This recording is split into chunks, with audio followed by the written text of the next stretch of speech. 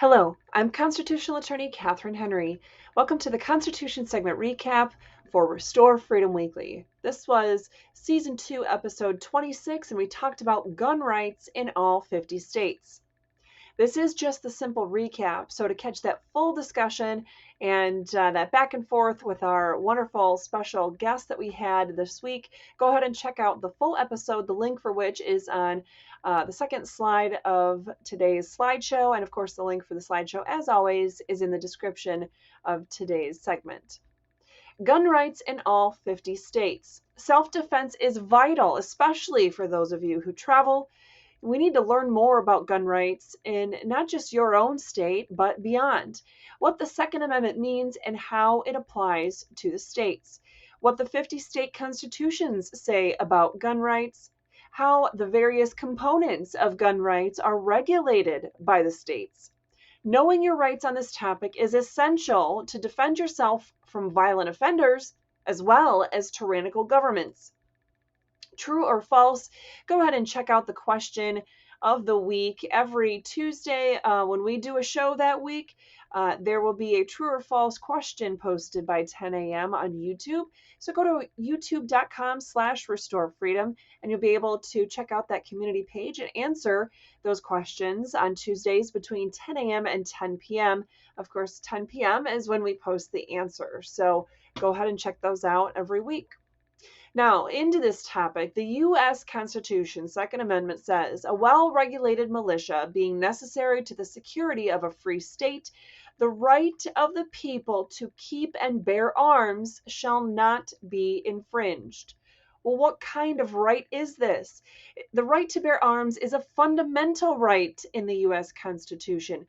This right to protect yourself, your family, and others comes from God and is protected by the U.S. Constitution. So what about definitions? When reading the Constitution, it's important that we know the meaning of the words that they had at the time that the Constitution or those provisions of the Constitution was adopted. So when we're looking at the Second Amendment, we're not looking at the meaning of the right to keep and bear arms as it is now. We need to look at what that meant and what the definitions of those words were back then.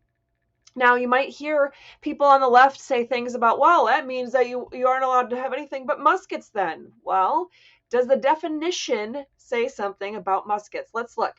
How about the word keep? That's going to be one of the first words that are important there. To keep means to hold, retain one's power or possession, not to lose or part with, to have in custody or security or preservation, to preserve, to retain, to protect, to guard or sustain, to have the care of, to practice, to do or perform, to practice, to use habitually, or just simply to maintain. And those all go hand in hand with the concept of keeping and bearing arms and having a well-regulated militia. The most important piece of the well-regulated part of the militia is that people not only have the weapons to stand up and be participants in the militia, but that they practice. They do regularly. They use their weapons habitually. They are well regulated. They are prepared. And 2AEDU talked a bit more about that in the full episode on Tuesday. So what about the word bear? Well, the historical definition of the word bear, these are the meanings that would be the most relevant. Number one, to support. Number two, to carry, to wear, to possess or use as power, and to show or exhibit. When you look at the plain reading of the Constitution, it's clear that regulations that say open carry is illegal here in our state are just plainly unconstitutional. The Constitution says we have the right to keep and bear arms, that we have the right to show or exhibit arms to be able to have defense of ourselves or others. What about arms? What is the definition, the historical definition? Does it say muskets only? No. It says weapons of offense or armor for defense and protection of the body. So weapons and armor, That's the definition of arms, weapons and armor. So we need to keep in mind those definitions of the words keep, bear, and arms when we're truly understanding the meaning of the Second Amendment. So how does this apply to the 50 states? What if a state has self-defense provisions in its own constitution? Well, the answer is simple. The protections of the Second Amendment still apply. Why?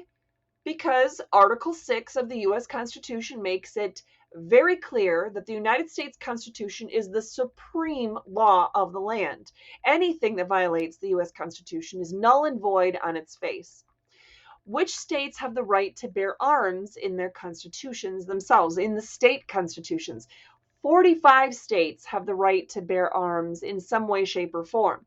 The oldest provisions date back to 1776 and include North Carolina, Pennsylvania, and Virginia. The newest, might surprise you, is the state of Iowa. They added their right to bear arms to their state constitution just last year.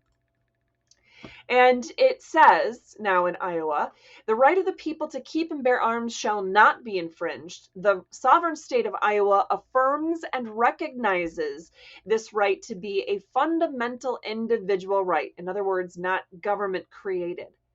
Any and all restrictions of this right shall be subject to strict scrutiny. I think their hearts were in the right place on this when they brought this to the voters, but it still falls short of a simple prohibition against any infringements upon the Second Amendment, but it is a step in the right direction. Now, it's also important to note which states of those 45 are the ones that actually have terminology protecting the right to bear arms. And what does that look like? What does the wording look like? Well, you can find your own state or the states around you, states you might travel to, by clicking the link from slide number 15 in the presentation today. Slide number 16 is a map talking specifically about concealed carry reciprocity and gun laws in each state. So we're talking about statutes versus constitutional provisions, but still something that you really need to know. Obviously, we talked about the whole big gamut of gun laws that are entirely unconstitutional, but as a practical matter, especially when you travel, you need to know what laws are being enforced in the various states that you'll be traveling through. So topics to consider from state to state.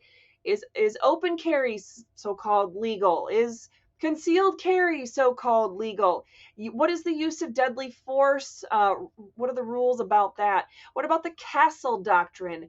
Are you allowed to stand your ground, or do you have a duty to retreat before you use self-defense? Weapons other than handguns, are they allowed? And what is the minimum age for concealed carry? These are all topics you need to consider when you go from state to state. The link I have here will give you the answer to these and many more questions. Now, for this week's true or false question, the Second Amendment does not stop states from implementing gun restrictions as long as the restrictions are reasonable for protecting the safety and security of their citizens. True or false? The answer is false. The Second Amendment says the right to bear arms, to keep and bear arms, shall not be infringed. And shall not be infringed does not mean unless the government thinks it's reasonable to protect the people. Our Constitution was drafted to ensure we were protected from enemies, foreign and domestic, including tyrannical governments. The Second Amendment was included to provide such protection, especially as against our own government's tyranny. So keep that in mind every time you hear of a new gun regulation, no matter what state you're in.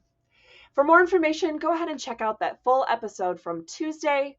Of course, we had our great Way to Get Involved challenge that we shared with you yesterday. We hope that you take part in that.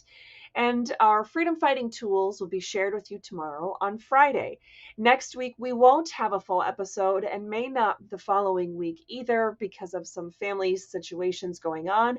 But we will touch base with you via social media. So check back, and hopefully in 3 weeks from this past Tuesday, we'll be back live for our next full episode of Restore Freedom Weekly. Make sure to like, follow, subscribe, and share Restore Freedom.